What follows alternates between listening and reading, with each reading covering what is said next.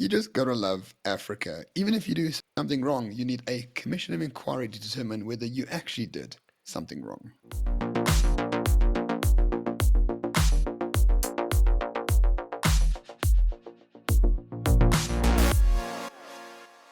So, Byron, imagine if you will, a president of a country having, maybe like $1 million in cash lying in cupboards and broom closets and couches and things like that, and it being found out that he had this cash at his residence. It was stolen. Basically, think of Phala Phala and Cyril Ramaphosa. Even in the most lenient justice systems in the world, one would think the dude should explain himself, but not here in South Africa, not in Parliament. Here we need an independent panel to determine whether he should explain himself. And that is exactly what Parliament has done. Yeah, it should be really worthwhile noting that we're not really kind of questioning whether or not the president has done something wrong, whether he was a victim of crime, whether he was the poor innocent man in this. I suppose the point is, who keeps that much money in under their mattress in their home? Where did the money come from? Why did you have that money? Did you pay SARS? Were you trying to avoid tax? Are you perhaps breaking your presidential oath by being employed when you shouldn't be? These kind of questions, they're not really kind of beyond the pale, are they? I mean, they are reasonable questions anybody in an Yeah. open democracy would ask. Yeah. I mean, Byron, if you had tens of millions of dollars lying in your cupboard and you were found out, you wouldn't have an independent panel to determine if you're innocent or not. They would No, I'd haul have a you off SARS to the audit. police and they will audit you and question you immediately. But if you're the president, different rules apply to you. So the reason why we're talking about this is because Parliament has agreed to have an independent panel determine whether Ramaphosa must answer to the Phala Phala question. So who are Yeah. these people? So, this is obviously the news that was reported on News 24 that an independent panel to determine whether Ramaphosa must answer for Phala Phala will be headed by the ex Chief Justice. And I know that some of the individuals on the panel caught your attention, did they not, Ramon? Yeah, so let's just go the first two, which I think are fine. Sandile Gobo, the former constitutional whatever Chief Justice of South Africa, very good chap, very good. The second one is Tokozile Masipa. She's the one that really loved Oscar Pistorius at his trial and gave him a very lenient sentence, which was overturned at the Supreme Court of Appeal. But the one that stands out is the last one, Professor. He I'll should be a get it back. professor. He's professor. Professor. Professor Richard Calland, who is an associate professor of public law at the University of Cape Town. Now, Mr. Calland is quite a weird type of guy because he is in South Africa solely because he arrived here to help the ANC in 1994. It is right there in his Wikipedia page. And if you look a bit closer at Mr. Calland's tweets and at Mr. Calland's work, you will notice a thread running through all of his work, and that thread is he is absolutely in love with Cyril Ramaphosa. Yeah, so you have to kind of wonder why Cyril would appoint a white man, because we all know the number one enemy in South Africa is the white man. But he has appointed this guy specifically to as one of three people to sit on his panel.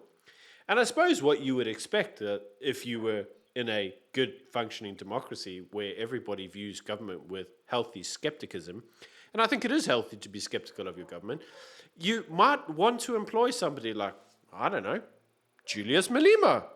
Juju would be pretty good on this panel. I'd pay to see that. That would I definitely be actually agree with worthwhile you. seeing, right? And Juju would probably take him to task and be like, yeah, I don't think that sounds right. But what if we go? We've got a guy who's, should we say, historically aligned to the governing party. It's rather questionable, don't you think? It is, and Byron, if you pull up his tweets, they are immediately concerning, right? And to me, immediately disqualifying because he compares Cyril Ramaphosa to Roosevelt in America, saying that Cyril Ramaphosa is reassuring, he has a plan, and he offers hope. He must just make sure that it happens. And he also retweeted Derek Hanekom, who is famously the only white guy left in the ANC. And that tweet said, with a strong team around him, the leader must be elected once again at the ANC elective conference in December. So even if Dr. Calland is neutral, which I doubt, those two tweets immediately should disqualify him and he should actually resign from the post due to a conflict of interest, one would think. Yeah, so as you can see, it has been announced that this guy will be considering the evidence related to the alleged cover up. But as Ramon has rightly pointed out, this guy doesn't exactly seem to be an independent guy. He does seem to be a little bit of an ANC lack here. I mean, he's got a bit of a history of being like, hey, Cyril 2024, we need this guy. He's going to be the best we can ever get. Like, isn't he majestic? You know, he's basically Adrian Basson, but a professor. If Adrian Basson had a bit more of a higher IQ, yes, that's basically Richard Calland. And that's not a. Does not Um, hyperbole. no, indeed. So yeah, I mean, well, that's really the story with Phala Phala. So I mean, as we said before, in any ordinary democracy, the president would be in jail or answering questions immediately. Here, we need to determine whether he did something wrong, even though everyone knows he did something wrong. And the people who determines who did something wrong is his best mate.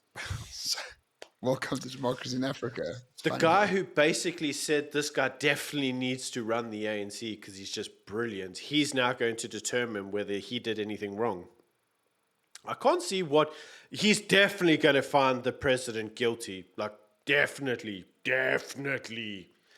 I don't think there's any shred of doubt that he will be 100% independent. But personally, I'd still like to see Juju on the panel. I think that'd be funny. Imagine you had Juju, Helen Zilla, and I don't know who else, but someone else that's cool on that panel. You know what? That in itself actually shows a problem with South African politics. You're like Helen Zille, Malema. Who else is actually kind of cool? Herman Mashaba, okay, he's not cool, but he'll be good on the panel. Would he? I don't know, man. That guy could talk a Heinrich off a donkey. I mean, that panel would just go on and on and on, and everybody would be like, "Are you finished?" And he'd go on and on. Nah, must be somebody better than that. Who's more based in South Africa, though? Maybe Kenneth Mishwe. That guy was pretty I based. don't know, Kenneth. Kenneth, that's the only people who we deserve on the panel. Julius Malema, Helen Zille, and Kenneth Meshwe. That would be awesome. That would be But no, independent. That's what that would be. Which is exactly why the ANC have not appointed their panel. Instead, they have appointed a panel filled with ANC stooges. well, the one So, ANC student, let's be honest. Let us and not a, and a let full, us not have a defamation suit against us by the former Chief Justice, because we will lose. well, that's it from us, everyone. If Ramon publishes this video, I'll be a hippopotamus. Anyway, till next time. There you go.